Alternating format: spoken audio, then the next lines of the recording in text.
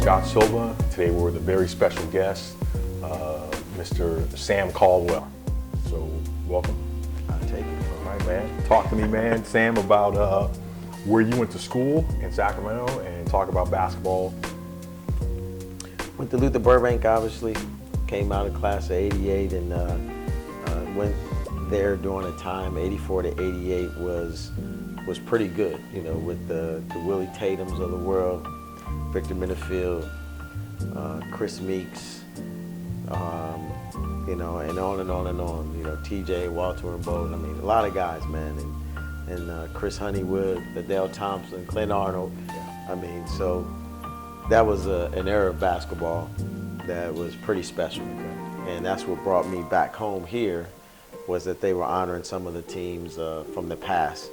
And just very, very happy that, you know, my team was here, that we could actually participate in that Blue Crew reunion that they had last night. It was very special. Talk to me about the Blue Crew. You mentioned some names of some basketball players that you played with.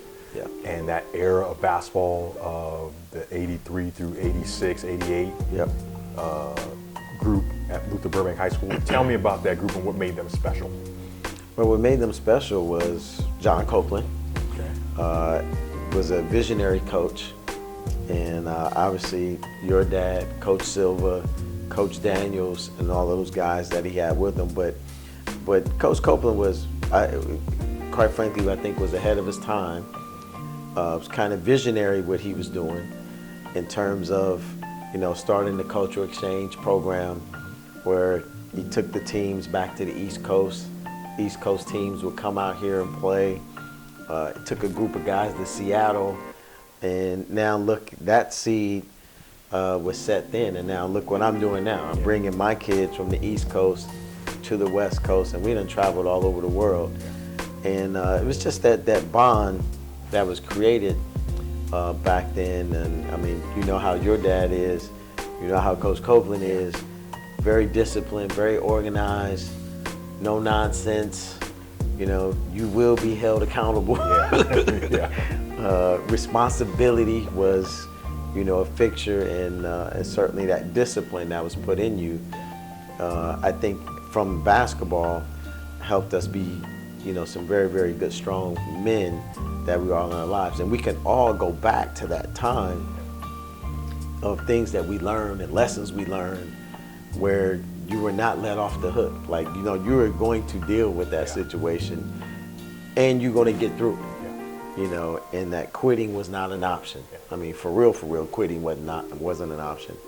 And so I think what happened is the bond that we created from going through that grind, I mean, 30 years later, you know, I mean, that brotherhood, it was like, it's like a fraternity. You know, for us to experience those different things together, and it's been fantastic as a result of that. Okay. The cultural exchange program.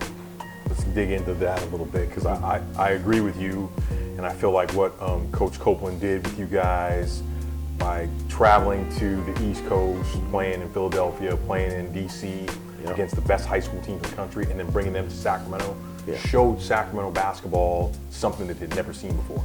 That's right. What was it like playing in that cultural exchange program? Oh, it was unbelievable, because it was the East Coast was a different style of basketball. Like New York is a different style of basketball. California, we had our own style of basketball. That was pretty doggone good. And when you put those different styles together, now you got to figure out a different way how to win, you know. Because I think we were more finesse. They were more kind of bangers, more physical, but I think we were faster, you know. But we would get up in you as well. But it was definitely, we would use more skill versus brute. I felt like that they were using. And it was special because, you know, we could not play at Burbank.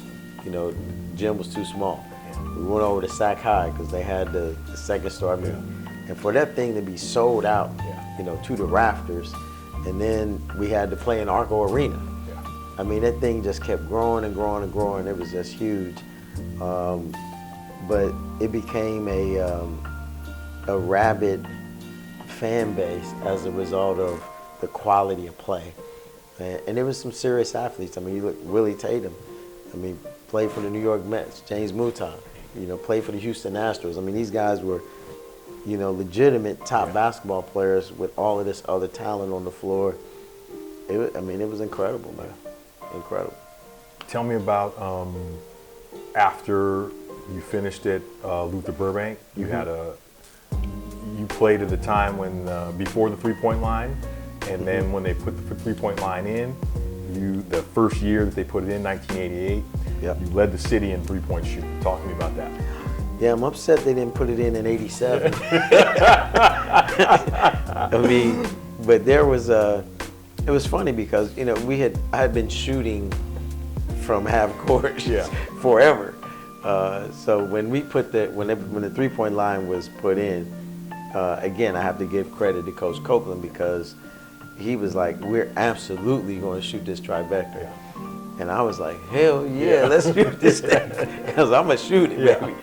And but I mean, we would specifically run stuff so I could get the ball to be able to shoot it, and them threes hurt. You know what I mean? It was like getting a dunk, and it changed the momentum of the game. I can't remember how many times I would hit a three and it just changed the momentum of the game. Other team calls a timeout, but it definitely changed the game, and I think it changed, the high school game in '88 because we absolutely used it as a weapon. And I was the benefactor of it, but at the same time, I think it helped stretch the floor in a way that folks probably wasn't intending to use it the way we were. I mean, like we were literally, trying to shoot 15, 20 of them a game. And that's something that they're doing now. So it's the game of basketball today. You guys had and then coming behind you was Jamie Townsend. And Clint Arnold. He graduated the year after me, and then, some of them, I mean, Liddell, all of them, man, them guys were, I mean, they were both, none of them could shoot like me, but they was definitely using it. I don't know if I was that talented in them, but I could shoot the ball. I mean, them guys set terrific screens. I was joking with TJ earlier today, and I said, TJ, man, I'm gonna do you a favor, man. I'm gonna let you lead the league in assists. And but yeah, we was definitely shooting. I was surprised that some of those records are still standing. I mean, to this day. But I think it was because I was empowered to shoot it. And there was the one record that was tough. Like I hit 9 3-pointers in a quarter. Now that was tough. And I mean, like that was shooting. The other stuff, I'm like, these guys, I mean, they should have been broke some of those records, man.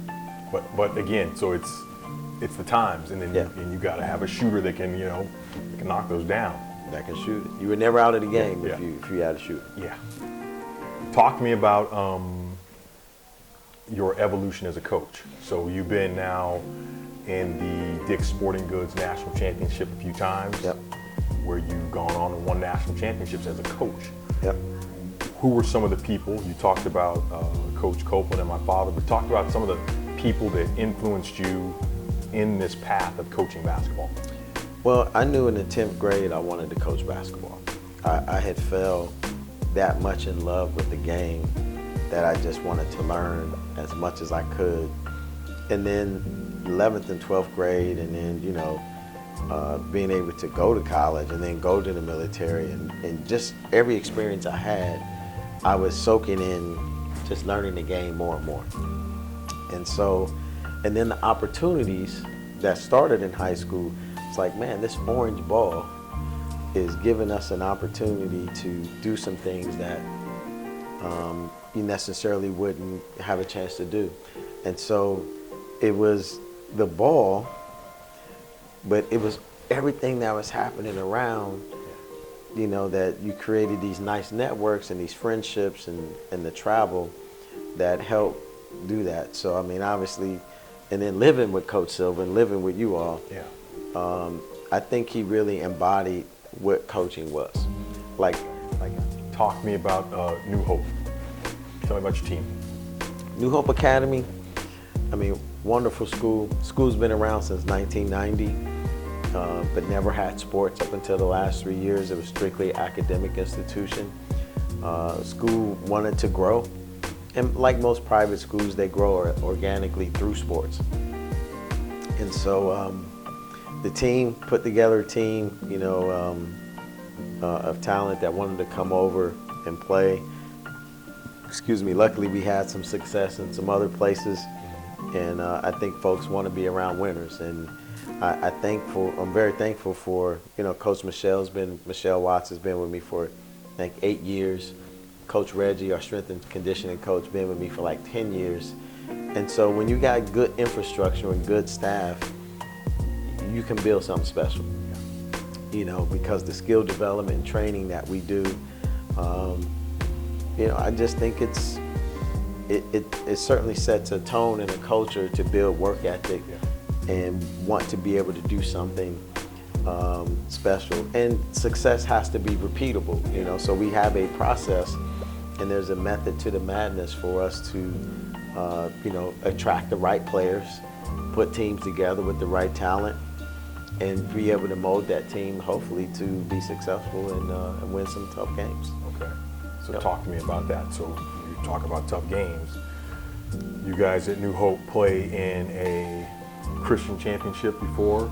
NACA, the National Association of Christian Athletes. And then after you finish that season? We go and play in the Bishop Walsh tournament, which is like the Maryland State Private School State Championship. And if you're successful getting through that gauntlet, then you could punch your ticket to get an invite to the GEICO National Championship. Okay.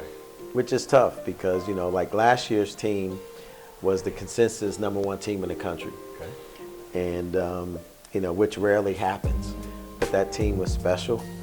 And, Kylie Cornegay Lucas, again, one of the top defenders that you can find. She's playing at the University of Virginia now. So we had one of the best defenders, and then we had Jennifer Eze, who's at Duke University, one of the top post players.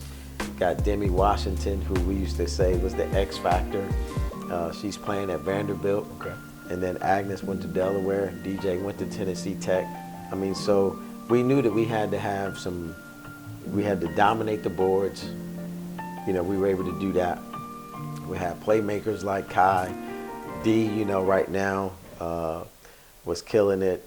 She's been the top shooter in the DMV. She had 95 threes last year. Okay. And so, and then obviously Jada was fantastic. And so it was just the right mix of kids, that was able to do something special, and everybody played their role. Yeah. Talk to me about that. So you guys run the gauntlet. Yep. And you find yourself last year in the Dick's Sporting Goods. So is that it's a Final Four? Mm-hmm. So top 4 women's teams in the country. That's right. Well, we played 15 nationally ranked teams last year, which is unheard of, to play that tough a schedule. Yeah. But I knew the only way we could get to that consensus #1 spot and even have a chance to play at GEICO is that if you want to be the best, you got to go beat them. Yeah. And we took on that challenge that, hey, we believe that we're one of the best, and, we got to go out there and prove it. Yeah. And there were some very, very tough teams along the way, that we had to get through. Yeah. And, like Hamilton Heights, we had to play my old school Riverdale Baptist to win the championship, in an instant classic. We won in overtime. And then we go on to the Bishop Walsh and beat Bishop McNamara, who is, one of the top teams still in the country, and been a stellar, program in the DMV. And just playing in the DMV is tough. Yeah. So we're very, very fortunate that we were able to manage our way through that, because tough teams, we had to win slow sometime. Yeah. We had to win fast sometime. We had to get in some low scoring battles and make plays at the end.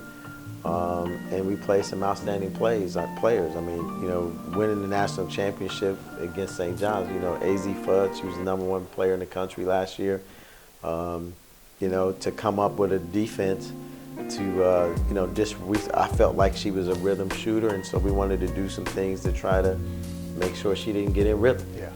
You know, and so and when you got Kai and Demi and Jennifer down there, you know, who are, you know, really like defensive specialists. Yeah. You know, you need kids like that because we do know, you know, defense wins championships, even though I love offense. Yeah, but yeah, you know, yeah. But I know you got to defend. Yeah. So defense was never your thing. Is that what you're saying? I know. You know what's funny? I had to play defense, and I was like, "Can y'all hurry up and shoot the ball?" Because we're trying to get down to the other end. And me and Coach Copeland again was talking about this earlier. When he first met me, I just scored like 54 points or something like that, and he was like, "So son," he said, "if you play at Burbank, you got to learn how to play defense." And I was like, "Man, Coach, I can outscore my opponent." You know, I was like, "Man, that was so immature." Thinking back on it. Like, please don't hold me accountable to that. Right? I didn't have no sense. Man. I was just like, I'm gonna fill this thing up, man. You know? I'm gonna shoot it, and it's gonna go in, and I can do it more than you. One more shot than you do, right? That's all we need. Talk to me about the future before we go there. Yeah. Talk to me about at New Hope. You guys don't have a gym. Nope. So you play all your games on the road.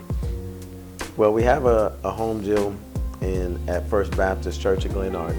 Okay. Where Pastor Jenkins is our pastor there, and it's been such a huge blessing that it worked out that we're able to use that beautiful facility, and the people there are fantastic. They love us. They've embraced us, and you know, really can't thank them enough for the opportunity that not just for us to practice, but the opportunity is providing to these young ladies. Yeah. Without that, Jennifer don't go to Duke. Yeah. You know, Demi doesn't go to Vanderbilt. Yeah. You know, I mean, these kids that we have on this year's team, I mean, with Flo going to San Diego State, you know, Tara's going to the University of Delaware, you know, Elza's going to VCU, and Deja's going to University of Virginia, and Dee and the rest of them, they're going somewhere too. And it's a direct result of, I believe, we get to practice on holy ground. Yeah. You know, and it's making such a huge impact on those kids, you know, that there's other kids that want to be just like them. Yeah. You know, and I think that's the attraction, the opportunity to go to California. We went to Lithuania this year. You know, we're going to play in the Nassau, Bahamas next year. But that place right there is making it possible for us to be able to train and do something and transcend this thing to a whole nother level. Okay. And it's okay for us to talk about, you know, our Lord and Savior, you know, out front. Yeah. And that's a good thing because New Hope Academy is not a Christian-based school. Okay. It's a character-based education school, and but there's no church attached to the school. It's just strictly an academic institution. And so, but having that, we have an elementary-sized school gym, by the same size of this room. Okay. You know what I'm saying? Yeah. And it's only good for skill development. Okay. Skill development. We do some training. But you can't play a game in there, Yeah. right? It's not, you know, a game is 84 by 50, the court size is, and I mean, it's probably 35 by 40 or 35, you know, so it's not enough space. Play a real game. Yeah. But you know, get your work done in practice. Yep. You get shots up, work on footwork, passing, dribbling, stuff like that, but no real up and down business. Yeah. So where do you guys play your games? You play on the road? At First Baptist Church of Glenarden, we practice there and we play all of our home games there. But just because of the nature of our schedule, playing a national schedule, you know, it forces us to travel a little bit. Okay. You know, and you know, most people, they're not overly excited to come play us at home anyway. Yeah. You know. Yeah. And you know, and that's affectionately known as the Tiger's Den now. You know, but you know, you're gonna have to come there, and you know, people owe us games. We go to their place. They, you know, they have to come to our place too sometimes. So, but it's only by the grace of God. I mean, where else could you go win a national championship with no gym? Yeah. So it's you and Bobby Hurley. Yep. St. Anthony's, that's what they do, right? Absolutely. And then, you know, and like you said, well, I think it's that's what you do, you know, and to grow at that level and to play at a higher level, right? You got to play on the road. You got to play tough. You got to play tough. But it goes back to, like, for me, it doesn't even bother me that we don't have a gym. Yeah. There's only other people that, you know, it's like, man, these guys don't have a gym. What are they going to do? Yeah. And for us, and the way we were raised, it was like, we're going to do whatever it takes. It doesn't even matter. Yeah. If we have to go practice on the freeway, we're going to get it done. Yeah. You know, so there's, you know, there's no excuses, man. I mean, you can do whatever you want to do. Anything you put your mind to, you can do. And that's the same thing we're sharing with these young ladies, is that we all have things that you have to overcome. There are always going to be some roadblocks. There's going to be some adversity. What are you going to do? You going to quit? Or should we just give up? Matter of fact, your dad used to tell me when we were on the track, and of course, Coach Silva is the greatest track coach ever. And he goes, if you have to run a race against Carl Lewis in high heels, he was like, at least at the end, those heels should be broken. You know what I'm saying? You better be running. You know what I mean? You know what you're up against. Are you going to quit? And obviously the answer has always been emphatically no. I mean, we don't even mention the word quit, because it's just, we don't even want you to take that in your spirit. You know. Talk to me, man, about some of the adversity that goes on with coaching a top program. Well, everybody wants your kid, you know, so folks are always recruiting your kid. And then sometimes, you know, we talk about parents and stuff like that. The vast majority of parents are very, very supportive. But sometimes, you know, you have parents you have to deal with that are difficult, that want to just simply think their kid is better than what they are. You know, and the parent sometimes have a hard time accepting their skill level of their kid, or their role on the team, for that matter. And so balancing that, and I get it. I mean, everybody loves their kid and they want what's best for their kid. But those are the things more than anything that you have to mitigate. And I just hate to see situations where the kid is happy, parent is not happy. You know, and but you know, the cloth that we come from, if you don't want to be here, if you don't think this is the right place for you, then maybe you should find your kid somewhere else to play. Because we're gonna play regardless, with or without you. You know, we're gonna play. And I think that's been the toughest part. And it's getting harder and harder to do that, because, like I said, sometimes I don't know if it's the parents that play the game. You would think they would understand. No. I used to think it was the parents, because they have not played the game, maybe they don't understand. No, they just love their kids so much, can't see. You can't see. And they don't care. You know what I mean? I just love my kid, and there's a conspiracy going on against my kid, and you don't like my kid. I mean, just pure craziness sometimes. And how do you deal with that? Like, as a coach and as someone who's clearly in this for all the right reasons, how do you help a parent to see? Well, it's funny, because I talk to them as much as I can and get them to understand. But it's funny, because I tell them, you know, people will always talk about trust the process. Well, like, why did you bring your kid here? I want him to play for you. I want him to play in this level program and all that other good stuff. I was like, okay, so will you allow me to coach him then? And if you know, but right now I think people say trust the process, but they don't trust anybody in the process. You know, and I say, well, at the moment then, I say, at least let the record speak for itself. We're not concerned about our kids getting scholarships. And if at the end of the day, that's the goal, is for your kid to get a scholarship, your kid's gonna get a scholarship. Yeah. I wanna make sure your kid can function when they get to college. You know, if they're gonna go and be the water girl, where they have a chance to play. I want them to go and be in a position where the coach is forced to play them because they're playing so well. I said, that's what you got to get to. And when they get to college, they got to earn the coach's trust. You know, because college coaches are coaching because that's their livelihood. But I tell them all the time, if your kid could help us win, they would be in the game. You know what I mean? Like, we in the winning business. We're not in the whole back business. We're in the winning business. You know, so I'm like, if she can boogie, let's go. We're gonna let her go.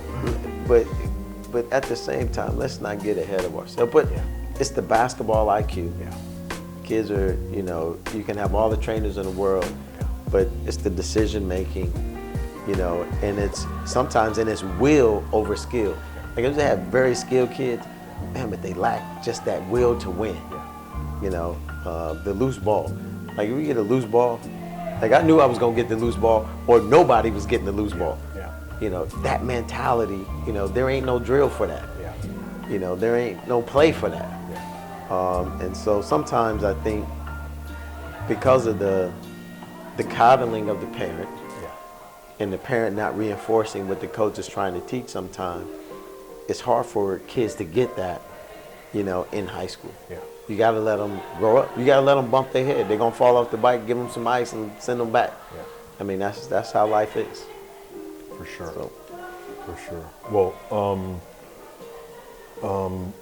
I want to just say I'm proud of you, okay? So, like, again, everything that you're doing as a coach, coming from Sacramento, as someone who used to, you know, you tell a story, kick me out of my own bed. Yes, sir. You know, someone who I grew up with, shared a house with. I'm proud of you, man, as a man, and then as a basketball coach, and everything that you're doing, the example that you're showing and leading with your life, just speaks volumes, man, to who you are.